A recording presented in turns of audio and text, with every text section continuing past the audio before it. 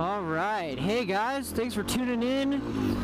Today's motovlog is going to be about the Yamaha XT250 and why I decided to choose it. Let's go way back. Let's go with my first motorcycle. We'll talk about that. My first motorcycle was kind of a weird one. It wasn't a Ninja 300. It wasn't, you know, a Yamaha R6. It wasn't a CRF 250 or any dirt bike like that. Believe it or not, it was a 1971 Honda CT90, also known as the Trail 90. It was a project bike, so I didn't actually get to ride it when I first got it. It cost me $165. Found it on Craigslist. It was a huge project, and it was like a really cool idea for me. I was like, wow, it's going to keep me on the side streets and stuff like that. It's going to be great to putter around with. It's going to be a nice around the town bike, and it's going to catch a lot of eyes, and it's going to be perfect for me when I want to resell it, because I can resell it for higher. But anyways, it was a project bike when I first got it. I put in about $300 to $400 into it. A lot of time. I put a surprising amount of time into it, and then I eventually got it running, and I realized that, hey, I have to get this thing verified by the California Highway Patrol in order for it to be registered and insured. That would be the first step before that. So I don't know why I changed lanes there. So that was kind of a real big thing for me, because where I work, I just can't get enough time off to go and make an appointment for the California Highway Patrol to, you know, look at my bike. It takes about 2 hours from what I've heard. And it also takes it like an afternoon, because you have to go there to CHP, and then of course you got to go to your insurance company and get it insured and then get it registered. But that verification process, it really put me off, you know. It was like, because my bike wasn't in really amazing condition to begin with. Like,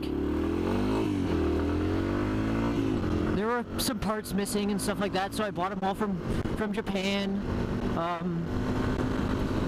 And like, it was starting to come together, but it didn't have DOT approved anything. The headlight and taillight weren't DOT approved, which is a huge thing, because it was an act like, man, if I go take the day off and do that stuff, what's gonna happen if they say, hey, sorry, we're not gonna certify, we're not gonna approve this vehicle because it's not safe to ride on the roads. Like, I'd be like super pissed off and super frustrated. So I decided to sell it. I ended up selling it to this guy for $700, and I made a quick buck off of it. But it was a really cool bike. But it wasn't a good first bike, because as cool as it was, it just wasn't practical. Like, it was slow. It was a really slow bike. You can only get so far with 90 cc's. Like right now I'm indicating 71 miles an hour, but in reality I'm only going about 65, 66 because my speedometer's off. Like, the CT90 can only go about 45, 50 miles an hour with its original configuration. And when I was building that bike, I realized, hey, I want to go faster. I want it to serve a purpose. My bike has to do more than just be cool for puttering around town. And at the time I didn't have a lot of money. But I had just gotten promoted at my work, so I decided to buy something new. I've never bought anything new. I've never bought a new car. I've always gotten hand-me-down things, or I've bought used, or I fixed things up, and I just wanted something new. And I decided to buy this bike new. It took me a while to figure out what kind of bike that I wanted, but it was between a couple of different bikes.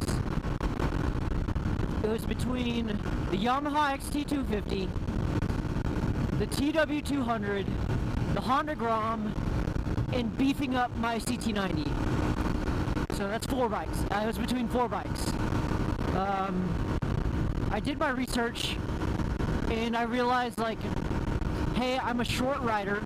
I have a 28-inch inseam, so I'm real short. I'm 5'4", 28-inch inseam, so I can't really handle a lot of bikes. I wanted to get a DRZ,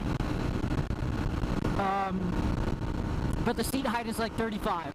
I wanted to get a Kawasaki KLR 650, and the seat height's like 36 inches.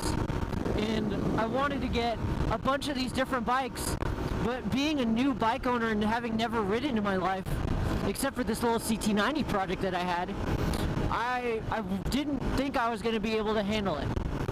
I didn't think, like, I could straddle a bike and feel comfortable. So the TW200 has about, like, I think a 30-inch seat height. The Honda Grom has like a 29-inch seat height. I was thinking about the Ruckus for a little bit, but then I realized the Ruckus is it's a CT90, but, you know, just modern. But, you know, a lot of things pointed me in the direction of the R3. It was new at the time, 2015. The XT250, the bike that I'm on right now, and the Yamaha TW200. I knew that I wanted the next vehicle that I buy, the bike that I was going to purchase, I wanted it to do a lot of different things, because I'm that kind of guy. I want capability, you know? I want to be capable of doing a lot of different things. So that's why I wanted to get a dual sport. I wanted a KLR. I wanted a TW, or I wanted a DRZ. But I'm just a short guy, and, you know, I didn't want to have to lower the suspension and change the riding geometry of a bike without ever having riding experience. I picked this bike because it's got a low seat height. It's at 31 inches for a dual sport. It's a dual sport, which means I can do on-road, off-road,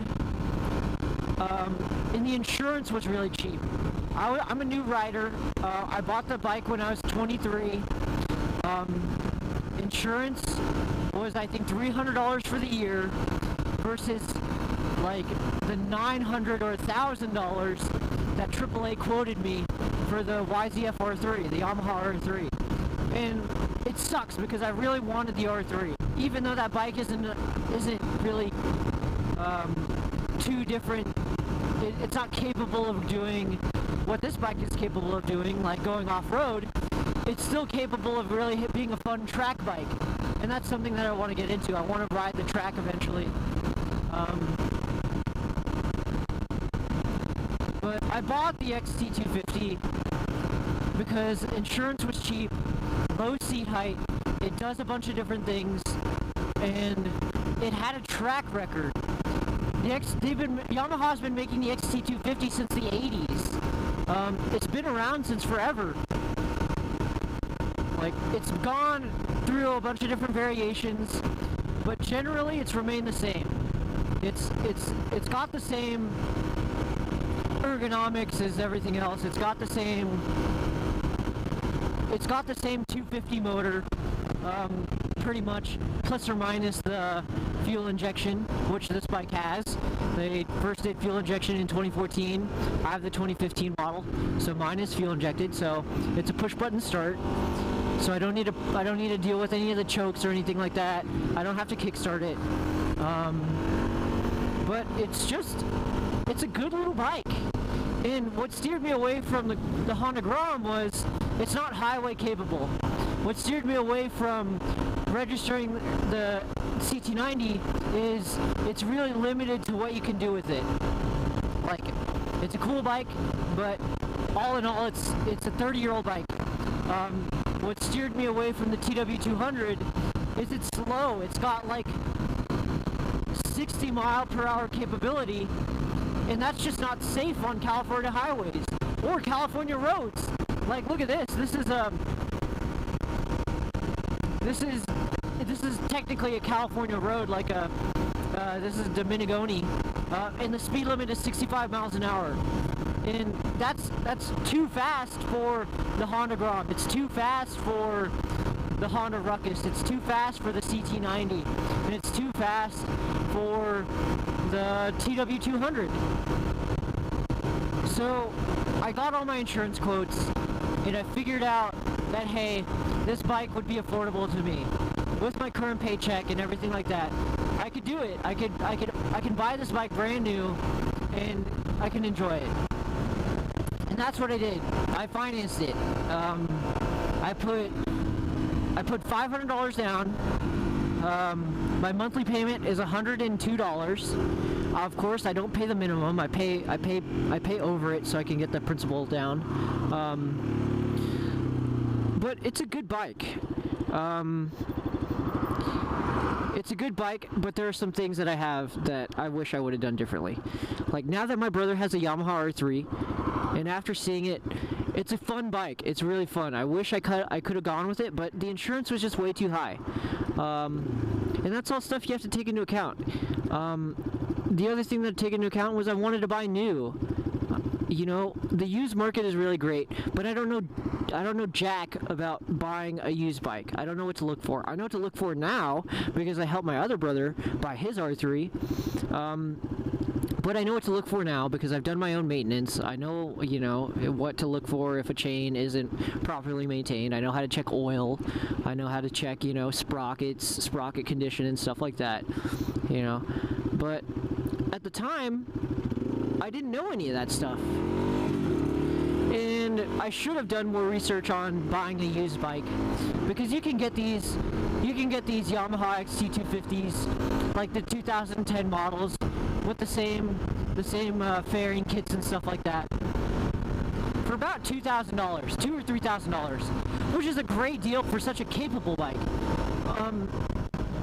And it just goes back to, like,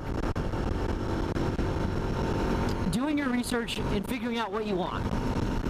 Like, I had a wide range of what bikes I wanted to buy, but, you know, I live my life a certain way. I'm a short guy, I'm a new rider, and I was new to motorcycles.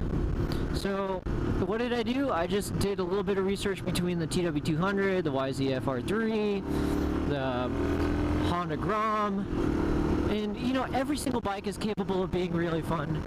But this is the bike that kind of made sense for me. I'm an outdoorsy guy. I like to go off-road, and this bike can do it. But, you know, I spend most of my time riding, you know, riding on the road. But this bike is still capable of doing that. I mean, it's no DRZ or anything, or XR650, but, you know, those bikes are just, they're too tall for me. Like, I wouldn't feel comfortable, you know, straddling a 35, 36-inch bike because I'm 5'4" with a 28-inch, you know, inseam. You know, I'm a tiny dude. But this bike I'm comfortable on. It's lightweight. It's like 240 pounds wet. It, you know, I can put both feet on the ground. And, you know, it's just great. It's a great first bike. But when I started riding more, you know, I realized that my bike has a lot of problems. Like, it's slow. California is a really fast place. It's always go, go, go. People are always speeding. There's always a ton of highways, and you always have to be on the highway to get anywhere. This is not a highway bike. It tops out at like 70 miles an hour. 70 miles an hour is about the average speed of all 6 lanes on a highway in California. Everybody, 6 lanes wide, or 4 lanes wide, most likely it's 4, but sometimes 6. Everybody's going like 70 miles an hour. And being on a bike, it's dangerous because you don't have the get up and go to pass people at 70 miles an hour. You don't have the visibility that you would have in a car or in a truck or in an SUV. You're tiny, you know, and you know, it kind of sucks because this bike is great for around town. And when I bought this bike, I bought it when I lived in a small town, and it was perfect. It was like I was riding it confidently and stuff like that. I moved down here, and now I'm like, man, I need to change my sprockets. I need more power, and it just sucks because it's such a great bike. It's just not a great bike for right here, you know? in Southern California where I have to drive on the freeway and I have to, you know, I have to go places and I need to get there fast. Or at least I need to keep up with people who are going where they're going fast. But you have to take into consideration, like, are you going to outgrow your bike? That's a big thing. A lot of people say, hey, you're going to outgrow that bike. And it's true. You're always going to want more power, which is kind of a weird thing to say, being a new rider. Like, but yeah, I understand that argument. Because honestly, right now, I wish I had like 200 more cc's. But what are you going to do? I purchased this bike. I'm still... Oh, come on, dude. Oh my goodness.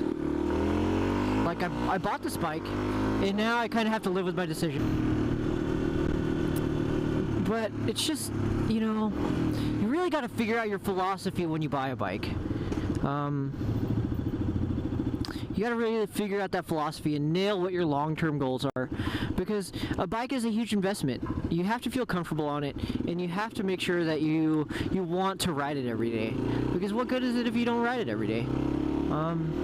But anyways, thanks for tuning in. I'm probably going to make this a two-parter. But anyways, thanks for watching, guys.